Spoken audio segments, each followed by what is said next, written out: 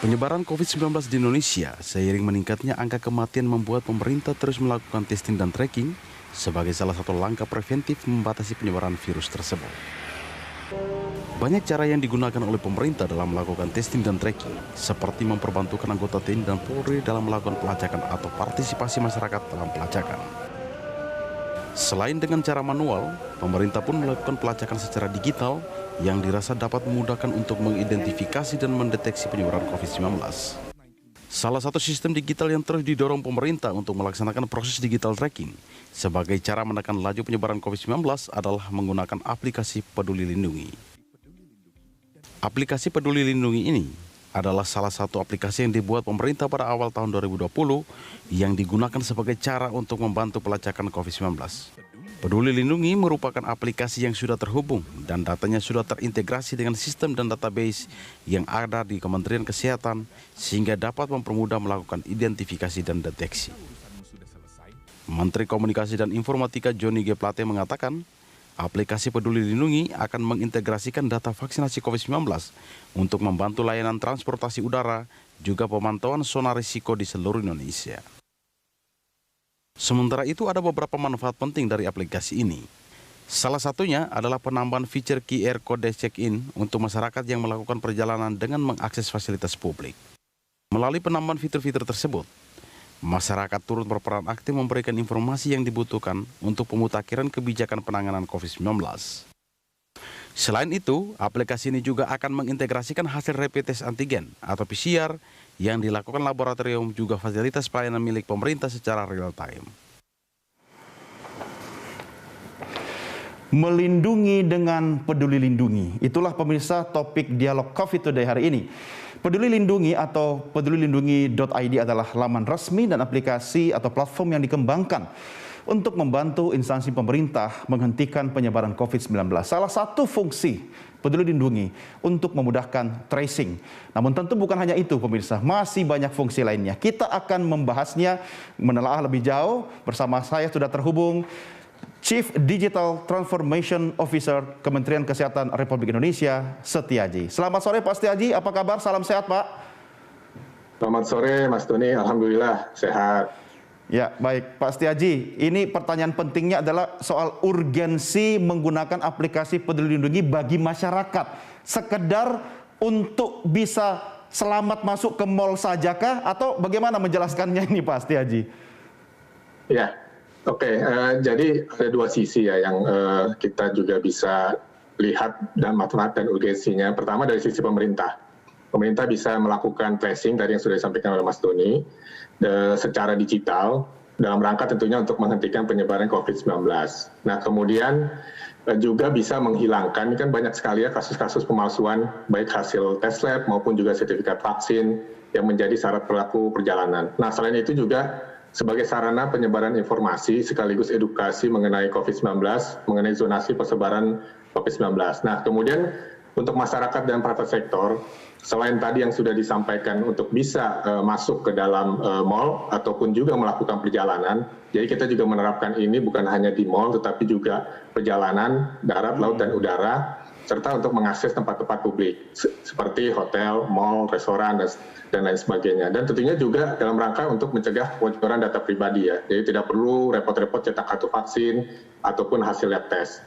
Nah, kemudian juga memastikan bahwa orang-orang di sekitar kita ya yang di dalam perjalanan maupun juga tempat yang dikunjungi itu dalam kondisi sehat.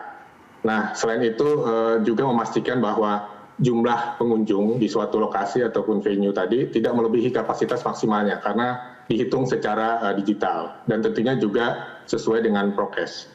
Ya, ini menarik nih Pak Setiaji. Tapi kalau kita lebih detail lagi bicara tentang aplikasi ini kan pertanyaan berikutnya juga masyarakat kita walaupun sekarang sudah melek teknologi Pak, tapi masih banyak juga yang belum bisa terjangkau dengan teknologi termasuk akses internet nih Pak Setiaji. Apakah ada mungkin langkah praktis yang bisa ya tidak memberikan kelonggaran bagi masyarakat karena ini upaya kita perang bersama COVID, tapi ada mungkin semacam satu jalan tengah Pak Setiaji?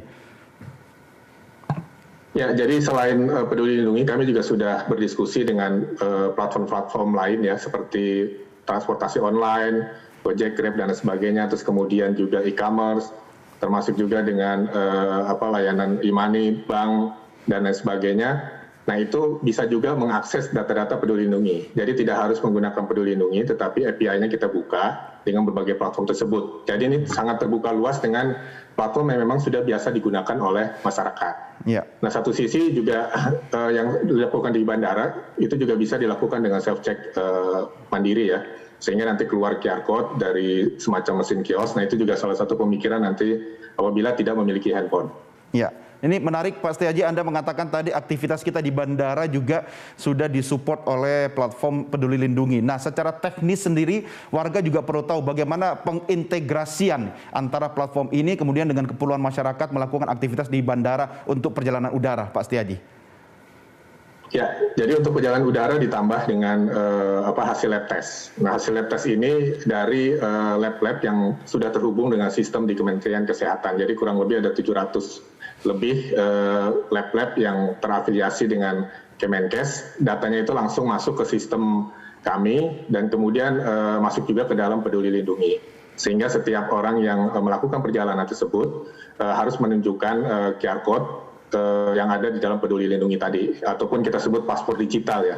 Nanti di dalamnya ada vaksin dan kemudian hasil lab testnya, apakah negatif ataupun positif. Nah, kemudian nanti di bandara akan di-scan, dan kemudian nanti akan tertulis Anda layak terbang atau tidak, gitu. Ya, sampai hari ini Pak Setiaji, menurut catatan Anda, sudah berapa banyak warga kita total yang menggunakan aplikasi atau platform Peduli Lindungi ini, Pak?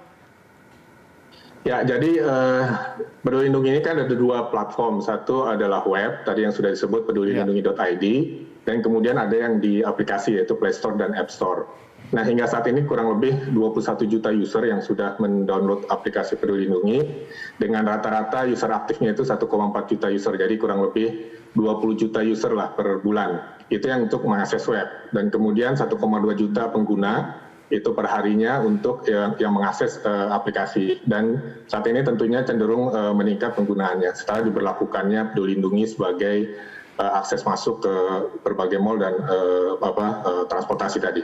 Nah, ini menariknya Pak Setiaji, kalau kita bisa mengukur dengan platform ini, apakah juga bisa secara detail kita mengetahui mobilitas atau mobilisasi masyarakat, kemudian pergerakan masyarakat itu melalui platform ini? Karena memang tadi Anda katakan juga, apakah ada peningkatan jumlah pengguna khusus untuk misalnya melakukan perjalanan udara atau mengunjungi pusat perbelanjaan, Pak Setiaji? Ya, ini kan baru diberlakukan kemarin ya, aktivitas melalui Peduli Lindungi ini, khususnya untuk mal. Nah, tentunya kita bisa men-track terkait dengan siapa saja, bukan siapa saja, tetapi jumlah lah pengunjung yang masuk di sana. Nah, ini penting digunakan nanti pada waktu ada terjadi misalnya positif ya, salah satu pengunjung, kita langsung bisa melakukan broadcast ke orang-orang yang berkunjung di sana. Tentunya dengan adanya seperti ini, bisa mempercepat kita mendapatkan kontak erat dari masing-masing orang yang pernah mengalami kontak erat dengan si pasien terkonfirmasi. Ya, Pak Setiaji, ada beberapa keluhan masyarakat termasuk pengguna platform ini. Artinya kalau kita bicara data-data yang bisa didapatkan dalam platform ini, itu katanya ada beberapa yang belum termutakhirkan. Bagaimana respon Anda terhadap fasilitas atau pelayanan diberikan oleh platform ini, Pak?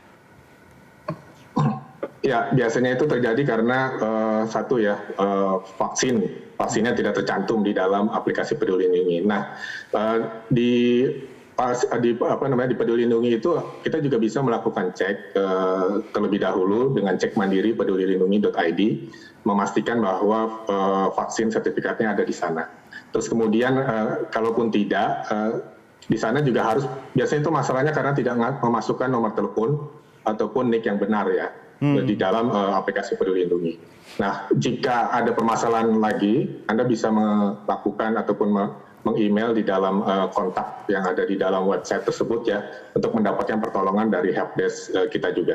Ya, Pak, ini dua data ini ya, yang tadi Anda katakan nomor induk kependudukan, NIK, kemudian nomor telepon seluler atau nomor handphone itu kan sesuatu yang menyangkut data pribadi, Pak. Soal keamanan data pribadi ini bagaimana terkait dengan banyaknya atau maraknya pencurian data? Ini kita bicara tentang keamanan sibernya nih, Pak Setiaji. Ya tentunya ini menjadi concern ya dari kami ya, termasuk juga dari departemen lain seperti Kominfo, BSSN dan sebagainya terhadap security ataupun data breach. Nah, kami menerapkan beberapa sistem security dari berbagai level ya, mulai dari jaringan, terus kemudian aplikasi, termasuk juga data security sesuai dengan aturan perundangan yang berlaku. Dan kemudian yang paling penting lagi datanya disimpan di wilayah Indonesia. Kemudian juga dicadangkan ya secara real time, jadi apabila terjadi gangguan itu bisa dipulihkan secara lebih cepat. Ya. Jadi intinya tidak perlu khawatir karena kami menjaga data tersebut ya dari kebocoran. Ya, ada kekhawatiran satu lagi Pak Setiaji. Minggu lalu saya sempat berdiskusi dengan Pak Menteri Kominfo, yaitu Pak Joni G. Plate, yaitu terkait dengan admin utama ya, leading sektornya ini ada di Kementerian Kominfo. Nah, bagaimana Kementerian Kesehatan ini bisa bersinergi dengan berkolaborasi kalau ini menyangkut satu data yang sangat vital dan penting, Pak Setiaji?